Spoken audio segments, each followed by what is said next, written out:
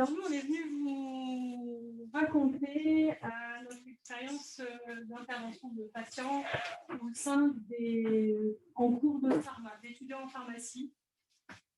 Moi, je suis moi-même pharmacienne d'officine, mais je suis aussi enseignant associé à la faculté de pharmacie de Lille.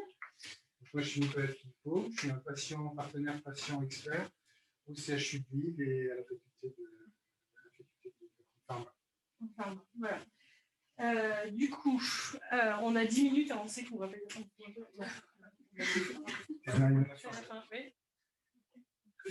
Alors, l'idée, en fait, en pharmacie, dans les études de pharmacie, il y a des enseignements coordonnés.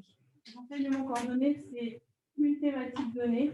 Sur une thématique donnée, les étudiants, ils auront des cours sur toutes les matières. D'accord ? Et l'idée, là, c'était de mettre en place une intervention d'un patient atteint d'une pathologie en lien avec l'enseignement coordonné.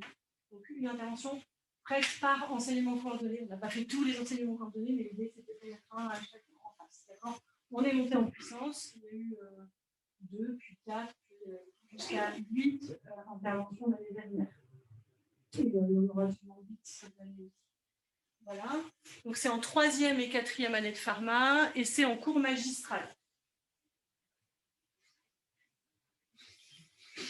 Voilà, ça, on passe parce que ça va être trop long, mais en gros, c'est depuis 2018 que c'est en train de se mettre en place. D'accord ?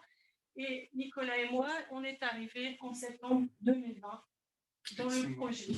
Donc, en 2020, on travaillait chacun de notre côté sur différents sujets. Moi, sur l'éducation thérapeutique. Toi aussi, tu avais déjà fait plusieurs formations. Et finalement, c'est des personnes qui nous connaissaient tous les deux et qui nous dit qu'il faudrait vous rentrer en relation par rapport à justement la fac de pharma. Il y a quelque chose à faire qui s'est déjà monté et ça pourrait être mis en puissance si vous intervenez dans le process. C'est à ce raison-là que je suis vacataire à la fac de pharma et que toi, tu es des patients partenaires. Voilà. On venait avec des intentions, qui étaient liées à nos vies précédentes.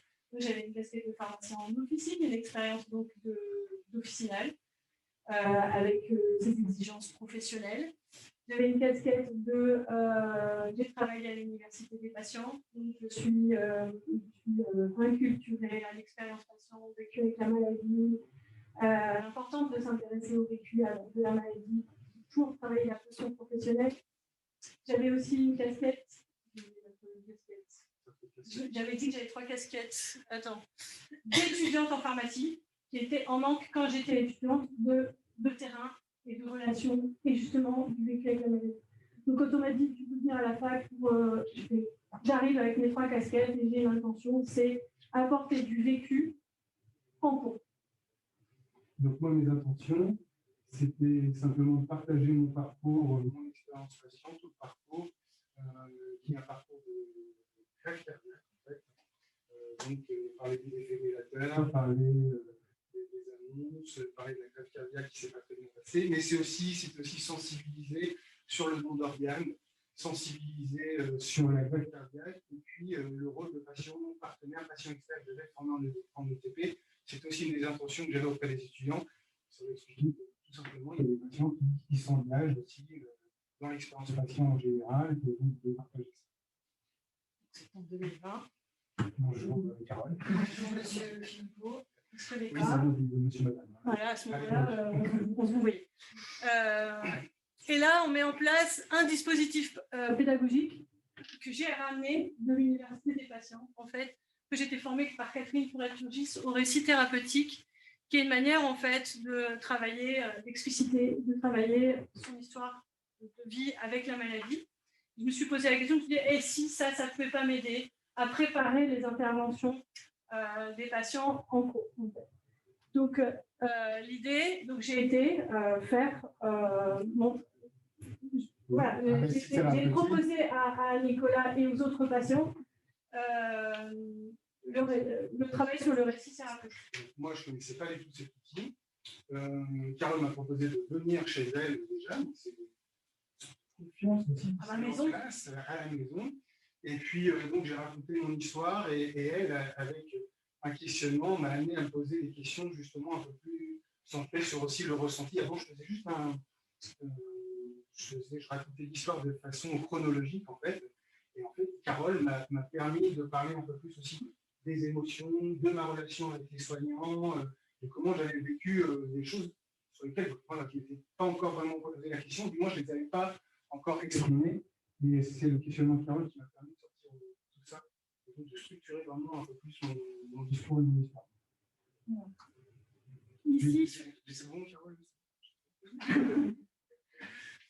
on avait dit que tu ne disais pas ce genre de choses-là, parce que sinon ça montre que tu n'es pas partenaire.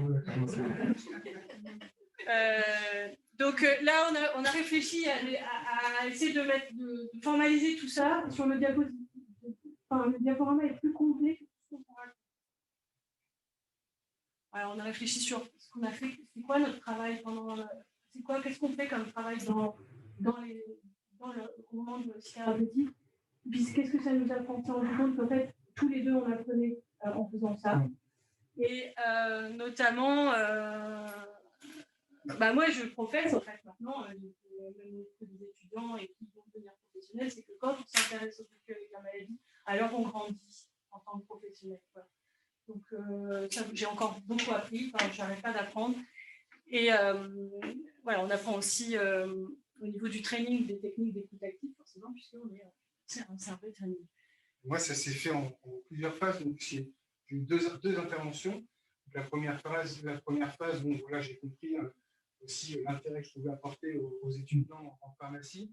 Et après, avec Carole, j'ai dit que je pense que je peux encore un peu plus creuser sur toute la pharmacologie et tout ça. Et donc, je me suis un peu formé, on va dire. J'ai été voir un cardiologue, je suis bref, en disant, voilà, j'ai une intervention auprès de la fac de pharma. Est-ce que vous pouvez me recevoir? Je voudrais discuter un petit peu de tout ce que vous m'avez shooté, c'était quoi les médicaments, qu'est-ce que j'ai eu, pour pouvoir retransmettre tout ça. Donc, je me suis aussi un peu formé là-dessus.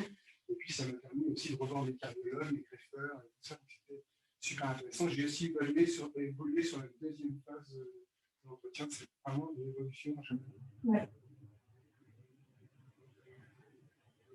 Donc le partenariat, voilà, on a essayé de formaliser un petit peu où est-ce qu'il était le partenariat, donc co-écriture, mais aussi co-animation, puisque après, une fois qu'on était prêt, on arrive en... Voilà, et donc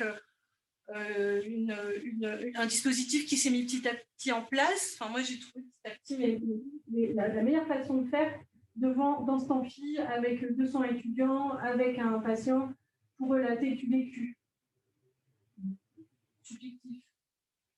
Donc, parce qu'il y a eu la remarque tout à l'heure, là on apporte du subjectif dans un dispositif pédagogique où les étudiants ne reçoivent que d'objectifs. Donc c'est quoi l'idée là? Il y a un truc qui se passe. Donc voilà. C'est vrai qu'on parlait aussi de l'amphithéâtre de 200 personnes. On a un peu grandi ensemble face à l'amphi. On était un peu comme ça tout au début. Et du coup, on s'est rendu compte que là-dessus, on était aussi. On est au même niveau au départ. On a échangé sur nos techniques, prise de parole en public, gestion du stress. On est encore un peu dedans, d'accord? Demain, tu vas voir. Et d'ailleurs, le partenariat, pour construire aussi ici le colloque, le partenariat est encore là aussi. Moi, je me suis aussi beaucoup posé la question, c'est quoi un partenariat? Où est-ce qu'on a un partenariat? C'est Carole qui essaie d'expliquer avec ses notions aussi. Là, tu peux retrouver dans le partenariat. Et là, tu ne l'es pas encore, on n'était pas encore, là, on y est. Et donc, à chaque fois, je vais la voir, je lui dis, mais quand je fais ça avec mon cardiologue, est-ce que c'est du partenariat ou pas? Et avec les étudiants, et avec... Donc, c'est super, il nous fait travailler. Et juste pour terminer, parce que on n'a plus beaucoup de temps, mais c'est pour dire qu'est-ce qui nous a... On a essayé de réfléchir aussi dans le diaporama et pour vous, quels sont les éléments facilitateurs, qu'est-ce qui a fait qu'on a pu le faire, etc.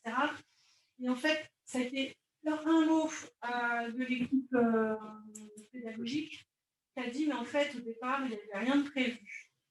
Et l'idée, il y avait une volonté de faire intervenir des patients dans le cursus.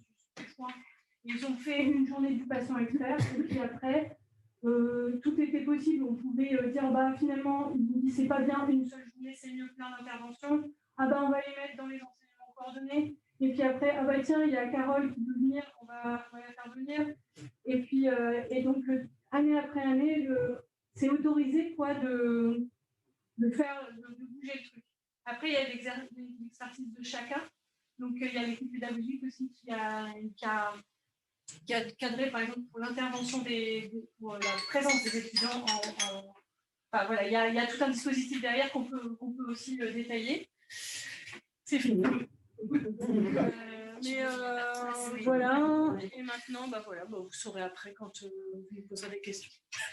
Si vous posez les bonnes questions. Sinon, ce sera en ligne. Ce sera en ligne. Voilà. Merci.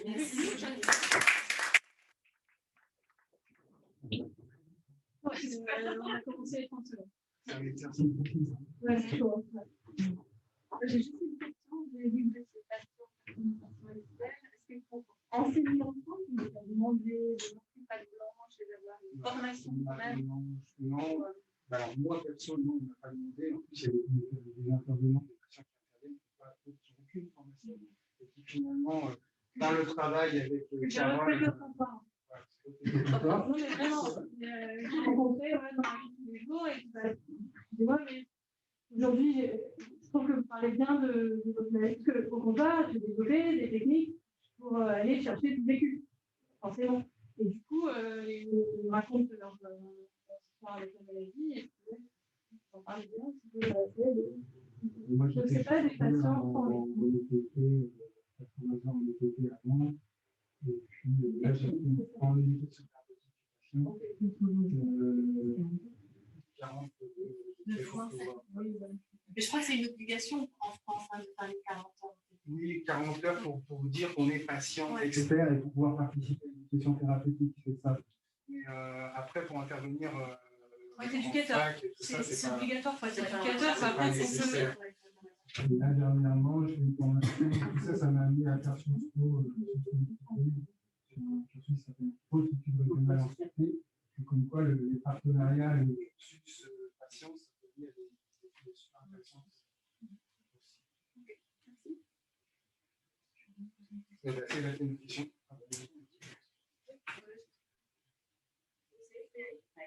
J'avais juste un commentaire rapide. Je trouve ça particulièrement intéressant que vous avez souvent posé la question est-ce qu'on est en partenariat? Est-ce que ça, c'est du partenariat?